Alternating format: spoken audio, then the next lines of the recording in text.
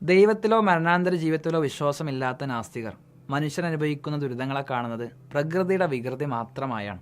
അങ്ങനെ വികൃതി കാണിച്ചുകൊണ്ട് മനുഷ്യരെ പ്രയാസത്തിലാക്കുന്ന ബുദ്ധിയോ വിവേകമോ ഇല്ലാത്ത പ്രകൃതിയെ പഴിക്കുക മാത്രമേ അവരെ മുമ്പിൽ മാർഗമുള്ളൂ.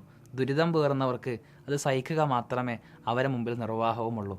പ്രയാസങ്ങളെ പഴിച്ച് നിസ്സഹായനും ആശയറ്റവനും മാത്രമായി പ്രകൃതിക്ക് കീഴ്പ്പെടാൻ വിധിക്കപ്പെട്ട നിർഭാഗ്യവാനാണ് ദുരിതം അനുഭവിക്കുന്ന നാസ്തികൻ.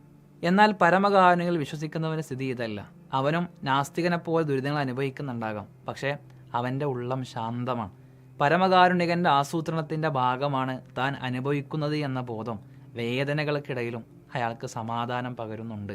ഇതിനെല്ലാം ആത്യന്തികമായി തനിക്ക് നന്മയുണ്ട് എന്ന തിരിച്ചറിവ് അവനെ നിരാശയിൽ നിന്ന് കരകയറ്റുന്നുണ്ട്. ആ നന്മകളെല്ലാം ഈ ലോകത്ത് തനിക്ക് ലഭിച്ചിട്ടില്ല എങ്കിലും മരണാനന്തരമുള്ള ജീവിതത്തിൽ അത് വലിയ പാരിതോഷികമായി തൻ്റെ റബ്ബ് തിരിച്ചു നൽകുമെന്നുള്ള പ്രതീക്ഷകൾ അവൻ്റെ ഉള്ളിൽ സന്തോഷത്തിൻ്റെ തിരമാലകൾ തീർക്കുന്നുമുണ്ട്.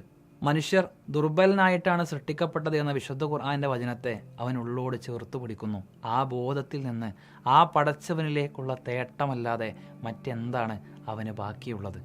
ഈ ദുരിതകാലത്തും മതന്നയിൽ മാത്രം അഭിരമിച്ചു കൊണ്ടിരിക്കുന്ന നാസ്തികരോടാണ് ഇവിടെ മനുഷ്യർ പ്രാർത്ഥിച്ചും പ്രവർത്തിച്ചും മുന്നോട്ട് പോയിക്കൊണ്ടിരിക്കുകയാണ്.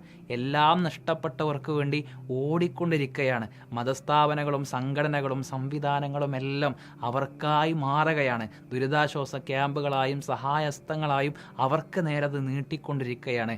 ഇതിനിടയിലേക്ക് നിങ്ങൾക്കുള്ള മതനിന്ദ എന്ന ഏക നാസ്തിക തിട്ടൂരവുമായി ഈ പ്രദേശം മലിനമാക്കരുത് എന്ന അപേക്ഷ മാത്രമാണ് നിങ്ങളോടുള്ളത്.